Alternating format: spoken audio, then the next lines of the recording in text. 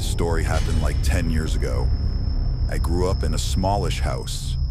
For the majority of my childhood, I shared a bedroom with my older brother, two twin beds on opposite sides of the room, two dressers and two closets. We didn't even have enough room for a desk. It wasn't cramped, but it wasn't exactly comfortable either. So when my brother went away to college, I immediately moved his bed out of the room and commandeered the space, so to speak. With his permission, of course. I was finally at the age where a bedroom desk was a necessity, so it was nice not having to do homework in the basement or upstairs in my dad's office. That arrangement worked seamlessly for the 2 years before I myself went off to college, at which point I wasn't living at home anymore, so it didn't matter. After graduating, my brother got a city job in our hometown area, so we ended up moving back into my parents' house. The first thing he does, you guessed it, re-sees our bedroom that I had spent months of expended effort redesigning. I was a little irritated at first, but my parents contextualized it by saying I had basically done the same thing to him, so it was only fair. I couldn't argue with that, so I just accepted it. By the time I graduated, I had also found a city job, so I opted to move back into my parents' house, just like my brother had. Unfortunately, I didn't have a room anymore, so I'd have to make other arrangements. The only other unused room in the house was our upstairs guest bedroom, so even though it was half the size of my old room, it would have to do the trick. The guest room was right next to my dad's office, which was the only other room on that floor.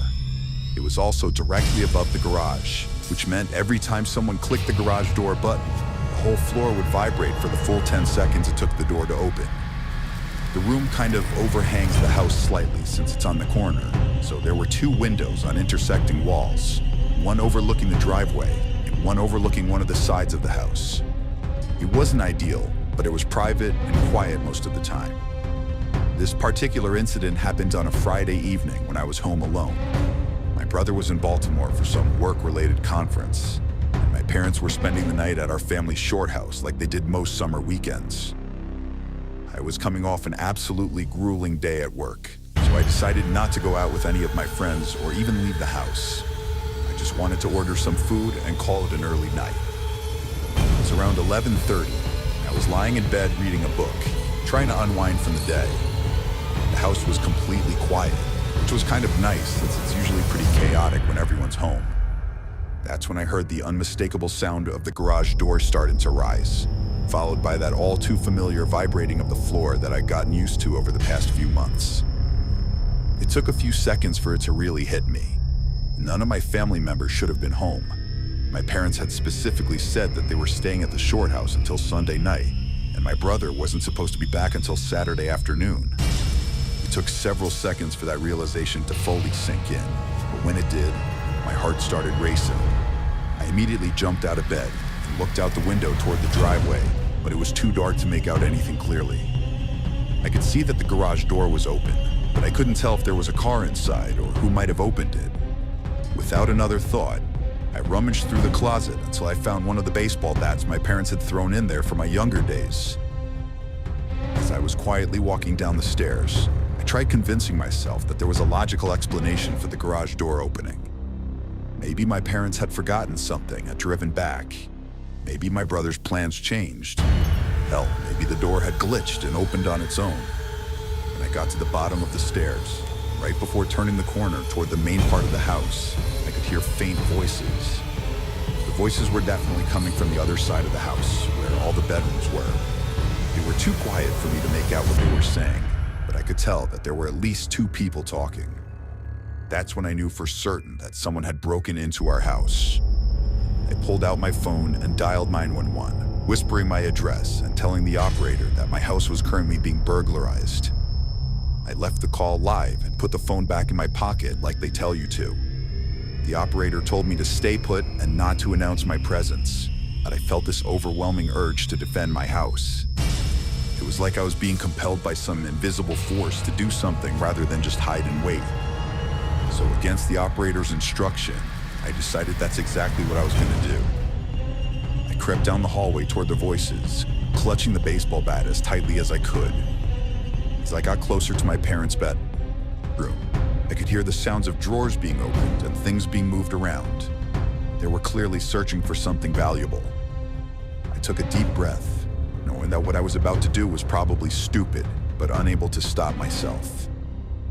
I started yelling as loudly as I could to catch them off guard, then charged into the room with the baseball bat raised above my head. There were two men rummaging through my mother's closet, and they both yelled out in shock when I burst through the door. I could tell they hadn't expected anyone to be home, let alone someone willing to fight back. That gave me confidence, despite the fact that I was outnumbered and they could have easily had weapons of their own. I swung the bat at the closer of the two men, connecting with his leg. He cursed and hobbled a few steps before falling over. I turned to the other one, but before I could get a clean swing at him, he dropped his shoulder and tackled me before I could react. The two of us hit the ground hard, and I immediately realized that this guy was significantly larger and stronger than me. He wrestled the bat out of my hands without much effort, then got his hands around my throat and started choking me. I was fighting for my life, clawing at his hands and trying to get him off of me, when I saw the first guy crawling towards us. He had something in his hand that looked like a knife, and in that moment, I realized I'd made a grave mistake by trying to play hero, a mistake that was going to cost me my life. I genuinely thought those might be the final moments of my life. I started accepting that I was going to die in my parents' bedroom, and all I could think about was how devastated my mom would be when she found out. But then, in the background, I heard the faint sound of police sirens approaching. The last thing I remember was the second guy picking up my baseball bat and swinging it at my head. Everything went black after that. When I woke up, someone was shaking me gently. I opened my eyes to see a police officer kneeling beside me, asking if I was okay. I was dazed and confused. It took me several seconds to remember what had happened. I looked around the room and saw that the door connecting my parents' bedroom to the backyard was wide open. The intruders had clearly knocked me out and fled through the back when they heard the sirens. The officer told me to stay put and not to move too much in case I was concussed or had other injuries. I had a raging headache, but I was conscious and coherent, which seemed like a good sign. Once the paramedics confirmed that I was okay, I refused to go to the hospital despite their recommendations. I gave the officers a detailed account of what happened. They told me they were currently searching the neighborhood for suspects, but by the time they'd arrived, the men were already long gone. After the police finished their investigation and took some photos of the scene, I called my parents and brother to let them know what had happened. My parents yelled at me pretty harshly for being stupid enough to confront those guys, and I deserved it. Had I just done the smart thing and hid, there's a good chance the police would have been able to apprehend the perps. The men were never found, despite the police canvassing the neighborhood and following up on a few leads. My parents installed the comprehensive security system the moment they got back from the shore house, complete with cameras, motion sensors, lights, the whole nine. The days after the break-in, something kept bothering me about the whole situation. All the doors to my house were locked that night, and the only way to open the garage door was through a little button in my car that my dad had programmed to be a wireless switch. There was no way anyone would just stumble upon it. Whoever had broken in that night had known me or my family well enough to know where that button was. Up until that moment, I never locked my car when it was in the driveway either, so that's something the culprits would have had to know as well. Even more concerning was the timing. They somehow knew that my parents would be away for the weekend, that my brother was out of town. I don't live in that house anymore, but my parents were never able to determine who had broken in. It was actually something that made my dad really paranoid for a long time, since he too thought that whoever had broken in was close to the family in some way. I'm not going to go as far as to say that night changed me forever or anything cliche like that, but I will say one thing. Life before and after you've accepted you're going to die are two very different things. I can still remember that feeling of thinking it was the end for me. It just felt so dissociating. Nothing can replicate that feeling.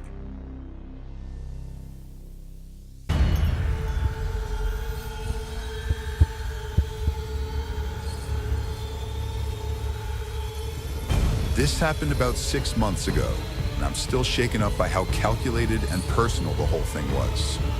I had recently moved back to my hometown to help care for my aging mother, who lives about 20 minutes away from me.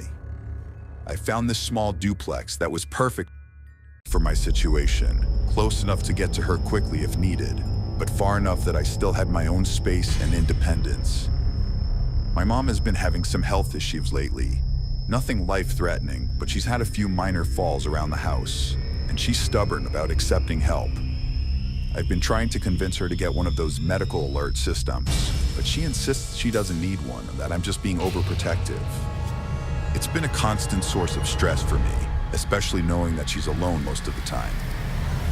On this particular evening, I was just settling in for the night. It was around 9 p.m., and I was on the couch watching TV when my phone rang. The caller ID showed a local number that I didn't recognize, but since I was still relatively new to the area, I figured it might be important and answered. The woman on the other end identified herself as a nurse at a local emergency room. She said my mother had been brought in about an hour ago after taking a fall and hitting her head. According to her, my mom was conscious but asking for me, and they wanted to know if I could get to the hospital quickly. I was horrified. This was exactly the kind of call I'd been dreading since moving back. I didn't doubt the legitimacy of the call for 1 second. The woman on the other end knew my mother's full name, her address, and even mentioned her recent hip replacement surgery from a few months ago. I immediately stopped what I was doing, trying to keep calm and level myself by saying a silent prayer. I didn't even think about locking up the house. I just grabbed my keys, pulled the front door shut behind me, and raced to my car. The drive to the hospital was a nightmare. I kept running through scenarios in my head, and only a few of them were remotely good. When I got to the ER, I rushed up to the reception desk and told them I was there for my mother. I gave them her name and said I'd received a call about her fall. The nurse looked confused and checked her computer, then told me there was no record of anyone by that name being admitted or treated that evening. I insisted there had to be some mistake, since I had just gotten a call from someone claiming to be a nurse there. The receptionist was sympathetic but firm. They had no record of my mother being brought in, and they suggested I try calling her directly to make sure she was okay. So that's what I did. I stepped outside and called my mom's landline, and she answered. She said she'd been sleeping and wanted to know why I was calling so late. I didn't want to scare her, so I just said I was checking up on her and told her to go back to bed. And that's when the heart-sinking realization hit me. This had been a setup. Someone had deliberately given me false information to get me out of my house. I jumped back in my car, furious that I'd been tricked so easily. When I pulled into my driveway, the front door was still closed, just like I'd left it.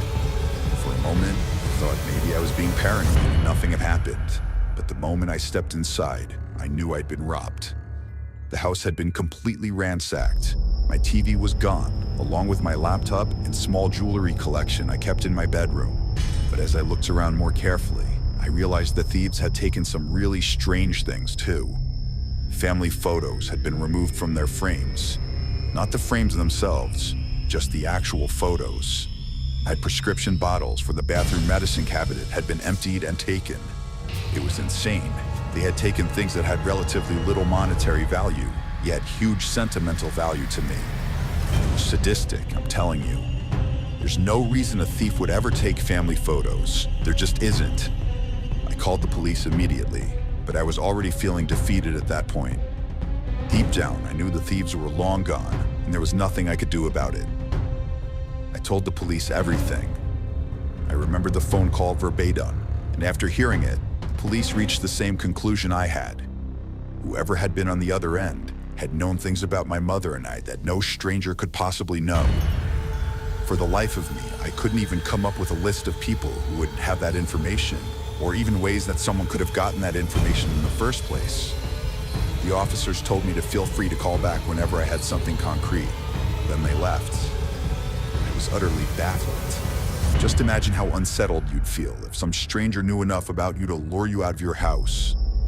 The theft itself was bad enough, but the fact that they targeted family photos and medical information suggested it wasn't just about quick cash.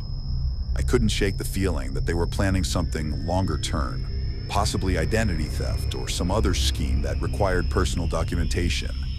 But over the next few weeks, nothing else happened. Even though my mother, quote, can't remember who she might have talked to about her personal info, I'm pretty confident that she's the source of the leak. She surprisingly has a lot of friends for a woman her age, and Knowing her, she probably said too much to the wrong person. I've warned my mother about that very thing, and she's finally agreed to be more careful about who she gives personal information to. But I can't shake the feeling that we're still being watched by someone who knows way too much about our lives and isn't finished with whatever they're planning. Either way, I recently got a Ring camera, so hopefully that's enough of a deterrent. If anything else happens, I'll send an update.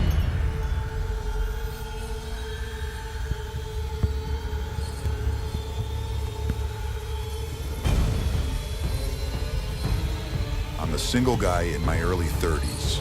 I've been living alone in this rented house for over a year now. It's a nice little place in the quiet neighborhood. Nothing fancy, but it's comfortable and the rent is reasonable. I've gotten into a good routine here and really feel like I've made it my home. The incident happened on a Thursday night around 11:30. I was getting ready for bed when I heard aggressive pounding on my front door. Not knocking, but actual pounding, like someone was trying to break it down. I looked out the window, but couldn't see much because of how poorly the porch light is positioned.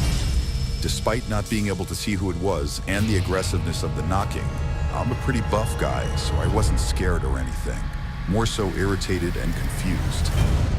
I opened the front door, careful to keep the screen door shut as an added layer of protection. I'm not sure what I was expecting to see, but what I did see was surprising to say the least. There was this extremely agitated man standing there.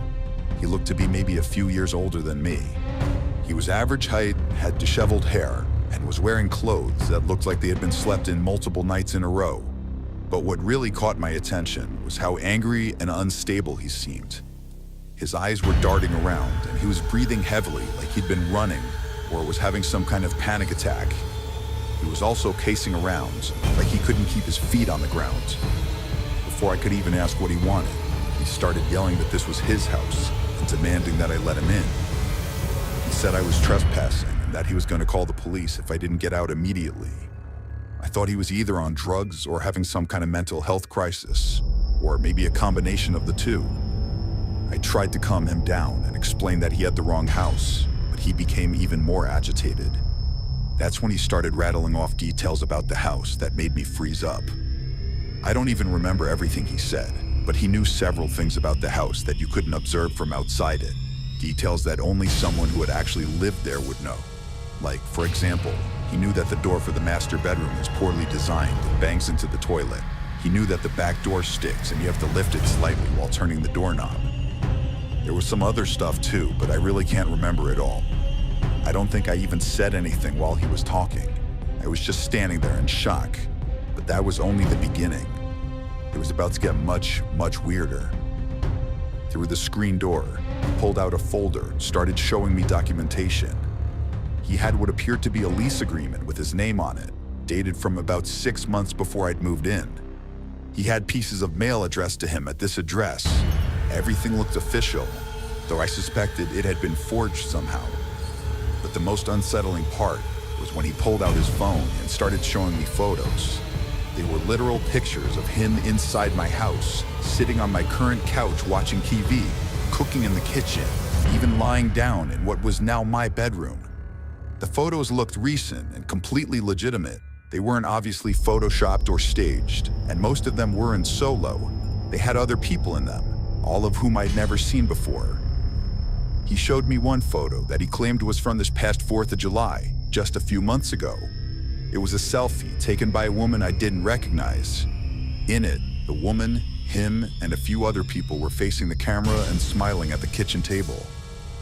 There was a box of fireworks off to the side, and the detail and context of the picture made it look completely authentic. That's when I genuinely started questioning my own memory and sanity. How could this person have all this evidence if they never lived here? I started wondering if I somehow blocked out memories of sharing the house with someone, and if I was the one having some kind of psychological breakdown.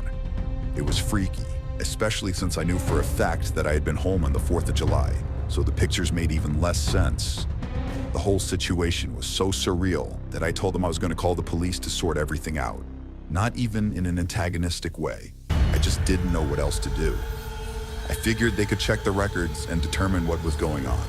But the moment I mentioned calling the cops, the guy's demeanor changed completely. He suddenly became very calm and said he'd wait outside while I made the call. Then he just walked away from the door and disappeared into the darkness. I watched from the window, but I couldn't see where he went. When the police arrived about 10 minutes later, I explained the whole bizarre situation. They told me I should try reaching out to my landlord to get in contact with the previous tenants, and that I might get some answers that way.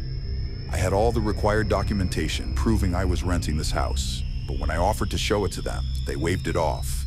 They said whoever had been on my doorstep was probably just going through a mental episode, and as long as they were gone, I should just carry on with my life. Then they left. I wasn't just going to sit there and be satisfied with that, though. Whether or not that guy had left still left the question of how in the world he had all that evidence. With my landlord's help, I was eventually able to get in contact with the previous tenants. I should mention that my landlord had no idea what had happened either, and said he didn't know anyone matching that guy's description and had never rented to anyone like that. But anyway, the old tenants also had no idea who I was talking about. They said they'd never lived with anyone matching his description. They'd lived in the house alone for 3 years before moving out. They were just as confused as I was about how this stranger could have such detailed knowledge of the house and apparently legitimate photos of himself inside of it. For the next 2 weeks, I was constantly on edge, but nothing happened, and I started to think that maybe it had just been some elaborate scam that had failed. But of course, that turned out to be mostly wishful thinking. One night, I came home from a night on the town with my friends to find my house completely ransacked. It wasn't like a typical burglary where someone grabs obvious valuables and runs. The place was completely turned upside down, like someone had been looking for something specific. What that thing was, I had no idea. The craziest part is that most of my electronics and other valuable items were still there, despite the fact that the rooms they were in were completely trashed. The police found no signs of forced entry, which suggested that whoever did it had a copy of my key. Given the timing and connection to the strange incident 2 weeks earlier, it seemed obvious that the same person was responsible. The police took things more seriously after that, and so did my landlord. He replaced all the locks in the house immediately and free of charge, and also installed additional security measures. The going theory, and the one I believe, is that some crazy person really does believe he lives in my house and broke in to look for his personal belongings or something. And okay, sure, that's problematic enough on its own, but that does absolutely nothing to explain how he had all that documentation, let alone literal copies of my house key. I wish I had the sense to take a closer look at that so-called lease agreement he had shown me, because I might have been able to get his name. But in the moment, I just wasn't thinking clearly. The documents don't even bother me that much. All that stuff could have been easily forged or altered, including the alleged pieces of mail. What freaks me out to my core, though, are the pictures. I have no explanation for any of that stuff. It's possible they're really old pictures whose dates are doctored, but even if that's the case, it still doesn't explain how my landlord, who's owned that house his entire life, didn't recognize him.